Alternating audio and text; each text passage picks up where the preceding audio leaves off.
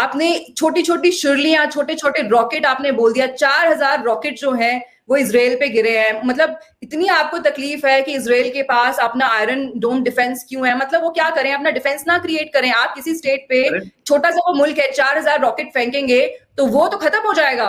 अरे और इजराइल के ताल्लुकात इतने गहरे हैं कि वो ये चीज समझते हैं और अप्रिशिएट भी करते हैं कि जो हमारी फॉरेन पॉलिसी है ना, वो ना तो ओवरनाइट चेंज होती है, ना तो वो फ्रिंज एलिमेंट्स के कहने पे चेंज होती है। चाइना ने कहा था ना कि कुछ ऐसे लोग हैं, आपको पता होगा उन्होंने किस मुल्क के लिए कहा था कि कुछ ऐसे लोग हैं जो फोन कॉल पे एक अपनी फॉरेन पॉलिसी चेंज कर दे। आप इजराइल, ये फलस्तीन के मसले में इजराइल की सपोर्ट इसलिए करते हैं, आप समझते हैं कि अगर हमने फलस्तीन की सपोर्ट की तो शायद हमारा जो कश्मीर का मुकदमा है वो भी कमजोर होगा? हमारी जो जमीन पे हमला हुआ था वो पाकिस्तानियों ने किया था, वो इंडिया ने नहीं किया था। इंडिया से हमने मदद मांगी थी। हो सकता है कि वो हमला नहीं होता तो आज भी हम इंडिपेंडेंट ही होते।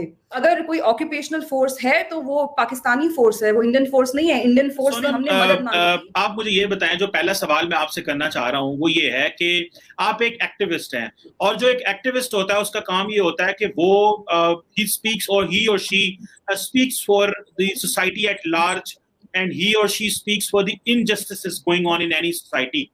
तो मेरा जो पहला सवाल आपसे जो मैं पूछना चाहता हूं कि सोनम महाजन जो है वो इसराइल की ब्रुटैलिटीज या इसराइल की जो अनजस्ट या इनजस्ट बिहेवियर है उसको क्यों सपोर्ट करती हैं, और जो पुअर पैलेस्टीनियंस हैं, why Sonam does not stand for them? बहुत अच्छा आपने सवाल किया और बहुत अच्छा आपने ट्विस्ट भी दे दिया इसको। पहले तो जो एक्टिविज्म का मतलब होता है वो ये होता है कि you amplify voice for a cause to bring about a social or a political change. Now having said that, आप मुझे कहीं पे भी दिखा दें जहां पे मैंने इजराइल को सपोर्ट किया हो और पैलेस्टीनियंस को सपोर्ट नहीं किया हो, क्योंकि जो मौजूदा जो अभी कॉन्फ्लिक्ट दोनों मुल्कों के बीच में चल रहा है, इनफैक्ट पैलेस्टाइन तो ऐसे कोई फुल सॉवरेन स्टेट भी नहीं है, बट जो कॉन्फ्लिक्ट चल रहा है वो दो एक तो एक प्रोफेशनल आर्मी के बीच में चल रहा है और दूसरा है एक टेररिस्ट ऑर्गेनाइजेशन के बीच में चल रहा है। यही पोजीशन जो है इंडियन गवर्नमेंट की भी है। अगर आप मुझे पर्सनली पूछें तो अगर आप मुझे पूछें कि मैं इजराइल को क्यों सपोर्ट करती हूँ, और या फिर अगर आप इसको ये रंग देना चाहें कि जो हिंदू नेशनलिस्ट्स हैं, सो कॉल्ड हिंदू नेशनलिस्ट्स, वो क्यों इजराइल को सपोर्ट करते हैं, तो इसमें ना मल्टीपल डायमेंशंस हैं। ये आपको लगता है या फिर जो मुसलमान मुल्कों में लोग रहते हैं शायद उनको लगता होगा कि पता नहीं ये हिंदू मुसलमान का मसला है। ऐसा नहीं है। एक तो जो इजराइल और इंडिया की जो रिलेशनशिप है वो बहुत ही पुरानी है, और ये this is not just to do with the state of Israel. लेकिन सोनम, मैं आपको ये, ठीक है आपने अपना मुकदमा तो पेश कर दिया, लेकिन आप इजराइल, ये फलस्तीन के मसले में इजराइल की सपोर्ट इसलिए करते हैं क्योंकि आपके पास भी एक आउटस्टैंडिंग ये कश्मीर डिस्प्यूट होने की वजह से आप समझते हैं कि अगर हमने फलस्तीन की सपोर्ट की तो शायद हमारा जो कश्मीर का मुकदमा है वो भी कमजोर होगा? Wow, I'm amazed at your analysis. I don't know where did you get that from, because it's actually vice versa. अगर आप इंडियन गवर्नमेंट का मौकफ देखें तो उन्होंने हमेशा कहा है कि we support the just cause of the Palestinians, but at the same time we don't recognise and we won't support Hamas. In fact आप एज अ पाकिस्तानी आप अपना ओपिनियन जरूर दे सकते हैं, but facts and statistics don't lie. And let me tell you, okay, let's speak, let's the two of us speak as you being a Pakistani and I being a state subject of Jammu and Kashmir. ठीक है, आप एक minute के लिए India को side रख दें। हमारी जो जमीन पे हमला हुआ था वो पाकिस्तानियों ने किया था, वो इंडिया ने नहीं किया था। इंडिया से हमने मदद मांगी थी। हो सकता है कि वो हमला नहीं होता तो आज भी हम इंडिपेंडेंट ही होते, बट वो हो सकता है जो हो गया है वो हो गया है। तो अगर कोई ऑक्यूपेशनल फोर्स है तो वो पाकिस्तानी फोर्स है, वो इंडियन फोर्स नहीं है। इंडियन फोर्स से हमने मदद मांगी थी। इनफैक्ट मैं जिस टाउन से आती हूँ, राजौरी जिले से मेरा ताल्लुक है, वो भी पाकिस्तानी फोर्स की ऑक्यूपेशन में था। वहां पे 30,000 जो हिंदू और सिख थे, कुछ जो मीरपुर से आए हुए थे, उनको कंप्लीटली एनहाइलेट कर दिया गया था।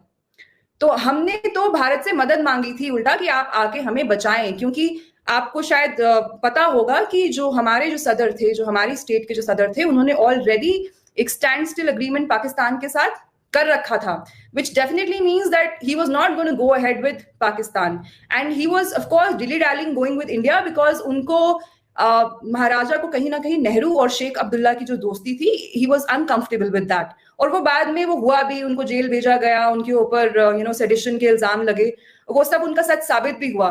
तो पहले तो आप अपने आप को हिस्टोरिकली करेक्ट करें, क्योंकि ये एक फैक्ट है, इसको आप झुटला नहीं सकते। तो let's speak about facts and not rhetoric, because let's not waste each others time. एक चीज और मैं आपसे पूछना चाहूंगी Qamar, since you brought up the cause of Palestinians, आपके जनरल जिया उल हक, उनको बुचर ऑफ पैलेस्टीनियंस कहा जाता है। हालांकि पाकिस्तान का जो नैरेटिव है वो ये है कि हमने कॉम्बैट में हिस्सा नहीं लिया था, हमने सिर्फ जॉर्डन जो फोर्सेस थी उनकी हमने ट्रेनिंग की थी। बट अगर आप वर्ल्ड एक्सपर्ट्स की बात करें और अगर आप क्लासिफाइड्स देखें तो 25,000 Palestinians were literally butchered in Jordan, and Zia ul Haq was the main figure over there. So you can't idolize Zia and feel for Palestinians at the same time. In fact, it is otherwise. Let me tell you, it is otherwise. आपको लगता है कि Hindu nationalist जो हैं वो Israel को support करते हैं क्योंकि वहां पे मुसलमानों के साथ तशद्दुद हो रहा है, ऐसा नहीं है।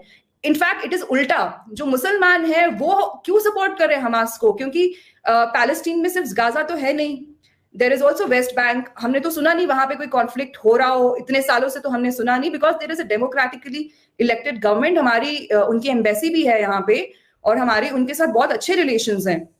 और एक इंडिया का मैंने देखा है कि एक जो इंडिया ने अभी अपना जो पोजीशन लिया है उसको भी बड़ा मिसकोट किया जा रहा है कि उन्होंने इजराइल के अगेंस्ट बोला है। हमारी लीडरशिप ने शुरू से एक ही हमारा पॉइंट ऑफ व्यू रहा है कि we want a peaceful solution between the two states. अब आप इसको कह दें कि इंडिया ने तो साफ बोला है कि हम जो अननेसेसरी एग्रेशन है, अनप्रोवोक्ड वायलेंस है, उसको हम सपोर्ट नहीं करते। फिर एक पाकिस्तानी इस चीज में बड़े मजे ले रहे हैं कि भाई इजरायली प्राइम मिनिस्टर ने इंडिया का झंडा नहीं लगाया। सबसे पहले तो जो इंडिया की ऑफिशियल स्टेटमेंट है उससे उनका जो ट्वीट है वो प्रीडेट करता है, तब तक इंडिया ने कोई ऑफिशियल पोजीशन नहीं ली थी। एंड ऑनेस्टली स्पीकिंग हमारे और इजराइल के ताल्लुकात इतने गहरे हैं कि वो ये चीज समझते हैं और ये अप्रिशिएट भी करते हैं कि जो हमारी फॉरेन पॉलिसी है ना, वो ना तो ओवरनाइट चेंज होती है, ना तो वो फ्रिंज एलिमेंट्स के कहने पे चेंज होती है। लोगों का अपना पॉइंट ऑफ व्यू जरूर हो सकता है। चाइना ने कहा था ना कि कुछ ऐसे लोग हैं, आपको पता होगा उन्होंने किस मुल्क के लिए कहा था कि कुछ ऐसे लोग हैं जो फोन कॉल पे एक अपनी फॉरेन पॉलिसी चेंज कर देते हैं। तो आपको पता होगा ऐसे मुल्क हैं। नहीं, वो चाइनीज ने नहीं, इरानियंस ने कहा था, लेकिन कोई नहीं, हमारे इरानियंस के साथ मसले हैं, नो प्रॉब्लम, मसले चले, कोई बात नहीं, वो हो गया। कहा मिडिल ईस्ट में था, बट कहा चाइनीज में था, ये ईरानियंस ने कहा था। कर लें आप चले, कोई बात नहीं, नेतन्याहू ने मिस कर दिया इंडिया का झंडा, लेकिन इंडियंस अपनी लॉयल्टी शो करते रहे कि नहीं सर हम आपके साथ खड़े हैं, हमें भी शामिल कीजिए। Loyalty, it is not loyalty, it is the shared pain, क्योंकि हम लोग ये महसूस करते हैं, इन हम लोग में मैं भी आती हूँ, हमें लगता है ये चीज कि हमारी जो डोमेस्टिक पॉलिटिक्स है वो इतनी ज्यादा उसमें पोलराइजेशन है और इतनी ज्यादा उसमें बकवास होती है कि जब भी किसी आप रेडिकल एलिमेंट पे एक्शन लेते हैं तो उसको एक धर्म के खिलाफ या एक मजहब के खिलाफ उसको लड़ाई बना दिया जाता है। वेस्टर्न कंट्रीज में ऐसा नहीं होता, क्योंकि पाकिस्तानीज ने सबसे ज्यादा इस चीज को सेलिब्रेट किया था when Joe Biden got elected, when Kamala Harris got elected। But आप देखिए उनका भी जो मौकफ है वो यही है कि इजराइल के साथ गलत हो रहा है और पैलेस्टीनियन जो टेररिज्म है, हमास टेररिज्म है, वो खत्म होना चाहिए। मुझे तो अब हर कोई तो इस्लामोफोब नहीं हो सकता ना।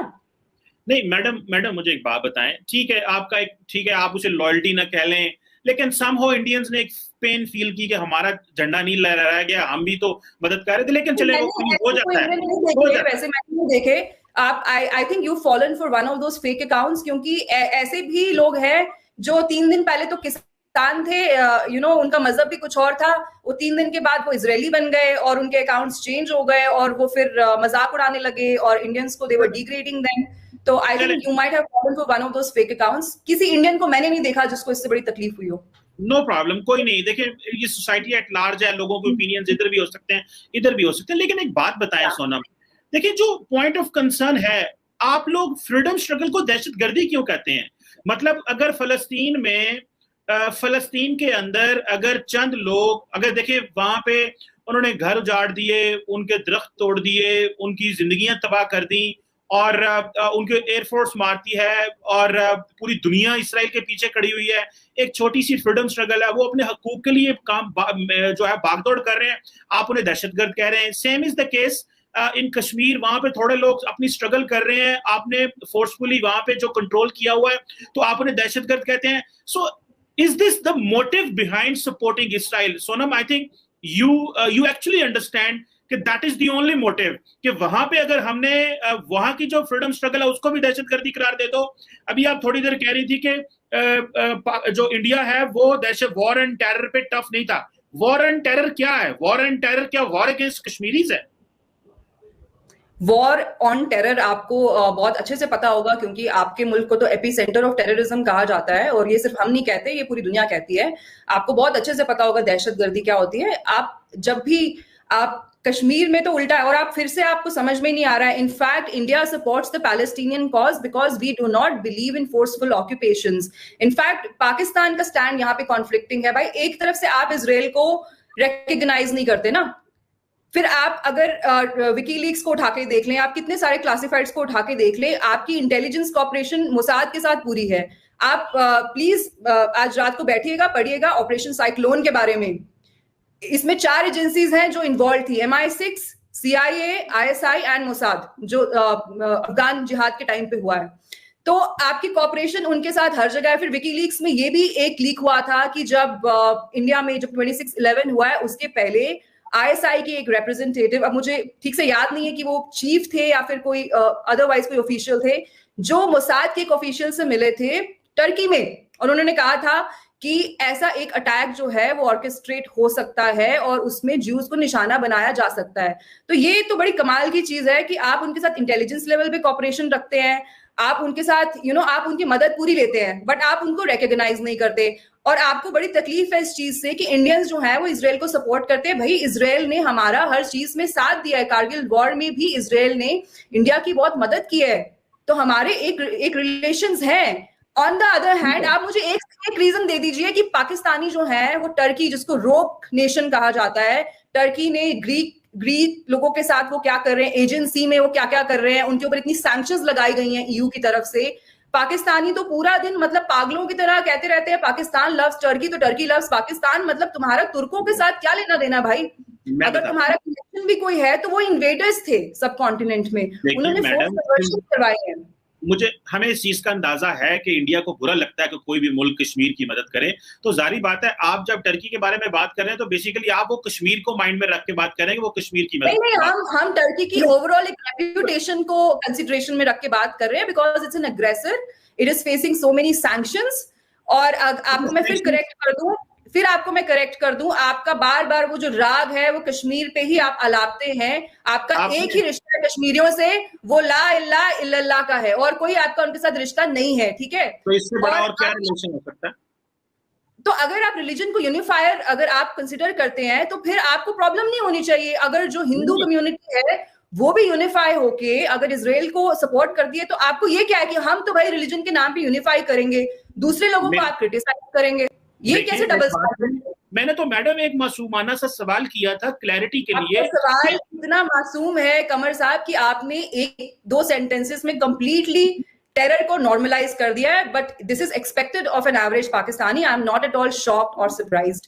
आपने छोटी छोटी शुरलियां, छोटे छोटे रॉकेट आपने बोल दिया. 4000 रॉकेट जो है वो इजराइल पे गिरे हैं. मतलब इतनी आपको तकलीफ है कि इजराइल के पास अपना आयरन डोम डिफेंस क्यों है? मतलब वो क्या करें, अपना डिफेंस ना क्रिएट करें? आप किसी स्टेट पे छोटा सा वो मुल्क है, 4000 रॉकेट फेंकेंगे तो वो तो खत्म हो जाएगा. डिफेंस वही क्रिएट करता है जिसको जो एंटिसिपेट करता है कि हम पे अटैक हो. और आप एक तरफ से तो आपके, मैंने दूसरे शोज देखे, आप पूछ रहे हैं कि इंडिया ने तो देखो जी पैलेस्टीन को सपोर्ट किया है. आप मुझे बोल रहे हैं कि नहीं, इंडिया ने इजराइल को सपोर्ट किया. इंडिया ने हमेशा से ही कॉन्फ्लिक्ट रेजोल्यूशन को सपोर्ट किया है without using terror as a means of resistance. यही हमारा मौक़िफ़ कश्मीर में भी है. देखिए हमारे पास एक लीगल डॉक्यूमेंट है जिसको इंस्ट्रूमेंट ऑफ एक्सेशन कहते हैं. आप मुझे बता दें आपके पास ऐसा क्या है जिसके बेसिस पे आप कश्मीर पे हक जमाते हैं. मैं आपको ना 1-2 एम्बिग्यूइटी सीधे गिना देती हूँ. Hear me out. ठीक है, आपका जो पूरा मुल्क है it is full of contradictions. Mister Mohammad Ali Jinnah, he claimed Pakistan on the basis of the alleged fact कि Hindus and Muslims can never share a common nationality.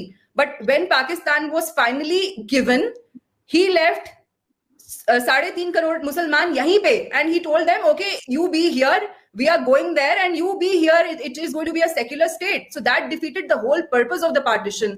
ऐसा कैसे है कि जो पंजाब और जो बंगाल के मुसलमान हैं वो हिंदुओं के साथ एक कॉमन नेशनैलिटी नहीं शेयर कर सकते, बट जो उत्तर प्रदेश और बिहार के जो मुसलमान हैं जहां पे पूरी पाकिस्तान की मूवमेंट शुरू हुई और वहीं पे जाके खत्म हुई, उनको वो हिंदुओं के साथ रह सकते हैं. तो ये आपकी ना कॉन्ट्राडिक्शंस बहुत ज्यादा है. फिर आप एक मिनट, आप फिर कहते हैं देखिए रिपब्लिक होता है एक ऐसा मुल्क where the law of the land prevails, ठीक है. फिर एक इस्लामिक स्टेट होता है, वो ऐसा मुल्क होता है जहां पे शरिया इज द सुप्रीम लॉ.